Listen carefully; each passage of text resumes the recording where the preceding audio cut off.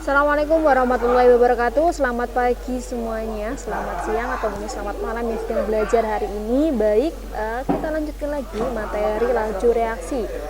Kemarin atau mungkin tadi kita sudah belajar mengenai persamaan laju reaksi. Nah, sekarang kita lanjutkan yaitu tentang faktor-faktor yang mempengaruhi laju reaksinya.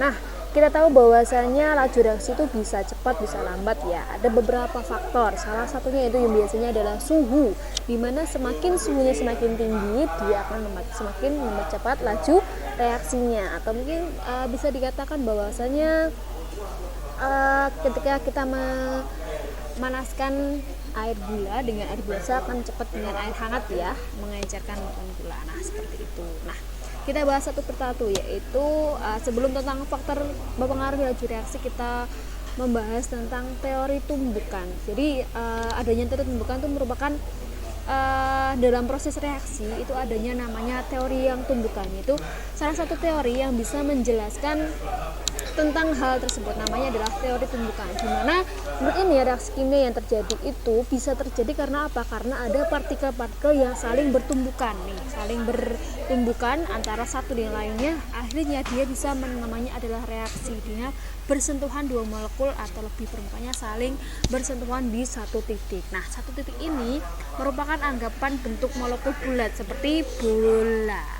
Kamu tahu bahwasanya nggak semua tumbukan itu menghasilkan reaksi kimia, tetapi yang tumbukan yang menghasilkan reaksi kimia itu disebut dengan tumbukan efektif. Jadi bisa terjadi reaksi kimia itu karena ada tumbukan dua partikel-partikel atau mungkin lebih. Nah, itu namanya teori tumbukan. Nah, selanjutnya yaitu di faktor-faktor yang mengatur laju reaksi. Yang pertama adalah konsentrasi. Ini saya tipe ya, konsentrasi itu sendiri kita tahu bahwasanya larutan pekat itu artinya mempunyai konsentrasi yang lebih besar dan memiliki partikel yang lebih rapat. Ini dia lebih rapat ya. Kalian bisa lihat di gambar di sini.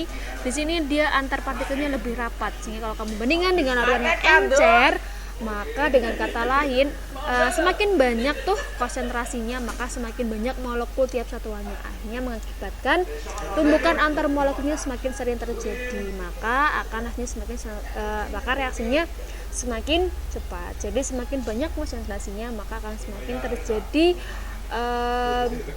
tumbukan antar partikel karena dia semakin rapat dibandingkan dengan yang encer itu tadi. Nah, dibanding yang kedua yaitu adalah luas permukaan. Nah, kita tahu bahwasanya luas permukaan di sini adalah maksudnya adalah bentuk permukaan dari ini tadi. Semakin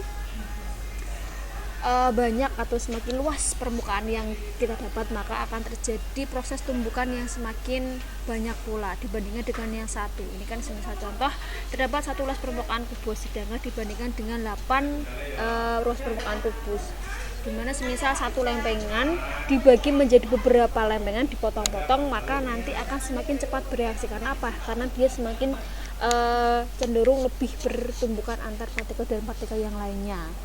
Nah, pada yang bentuknya halus mempunyai luas perbedaan sentuh yang lebih besar dibandingkan dengan padatan. Jadi kenapa kalau kalian lihat serbuk halus dengan serbuk yang padatannya agak kasar, dia lebih cepat larutnya dibandingkan dengan yang kasar. Kenapa? Karena dia itu luas permukaannya lebih banyak. Jadi maka berlaku bahwa semakin besar luas permukaan partikelnya, maka frekuensi tumbukan bisa semakin tinggi. Di mana terjadi semakin tumbukannya semakin tinggi, maka reaksinya semakin lebih cepat. Jadi semakin besar luas permukaannya, maka reaksi berlangsung secara lebih cepat.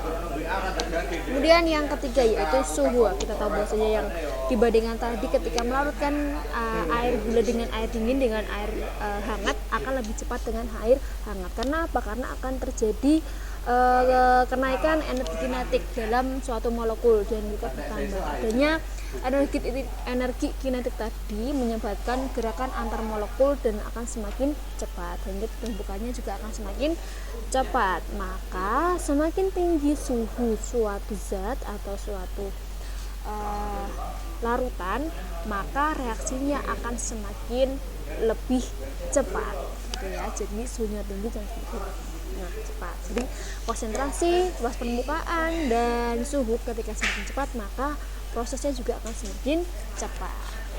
Nah, yang keempat yaitu katalis atau mungkin disini tambahan. Di sini dia tidak akan merubah suatu reaksi, tetapi dia hanya ingin mempercepat reaksi. Kenapa? Karena dia menurunkan energi aktivasinya. Dia melakukan aktivitas dia lebih cepat, tetapi dia tidak mempengaruhi tingkat energi atau mempengaruhi reaksi tersebut. Dia hanya mempercepat adanya reaksi tersebut. Nah, seperti itu. Jadi ada 4 faktor. Yang pertama konsentrasi, yang kedua luas permukaan, yang ketiga suhu, dan yang keempat adalah katalis. Jadi semakin tinggi empat-empatnya maka akan semakin cepat dia bereaksinya, seperti itu ya. Jadi begitulah faktor-faktor yang mempengaruhi reaksi. Jadi bisa kalian amati, dan ini ada contoh soalnya. Perhatikan tabel reaksi berikut. Di sini ada bongkahan, butiran, bongkahan, serbuk, dan butiran. Di sini ada 0,01 m, 0,1 m, dan 0,15. Nah, kita di sini ada perak ya, ini parak, jadi tipe hadusnya perak. Nah, di sini ada bentuk bongkahan, butiran, bongkahan, dan serbuk. Nah, di sini berarti adalah tentang luas permukaannya.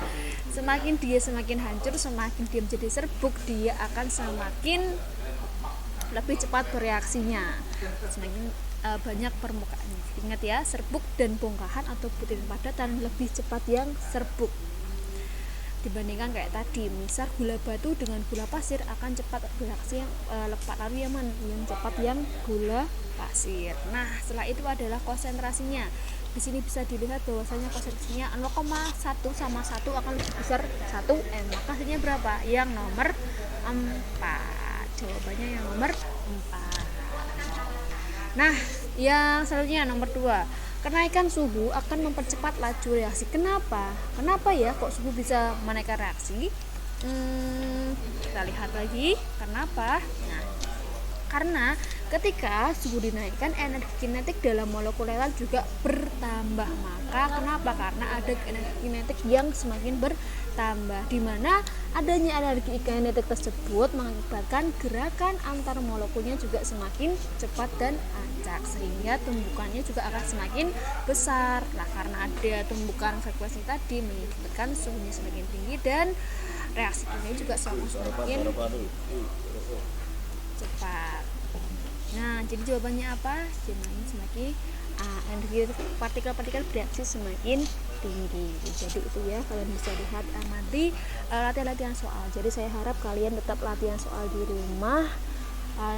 Mungkin kalau ada pertanyaan bisa tanya saya. Begitu, terima kasih. Sekian dari saya. Sampai jumpa. Wassalamualaikum warahmatullahi wabarakatuh.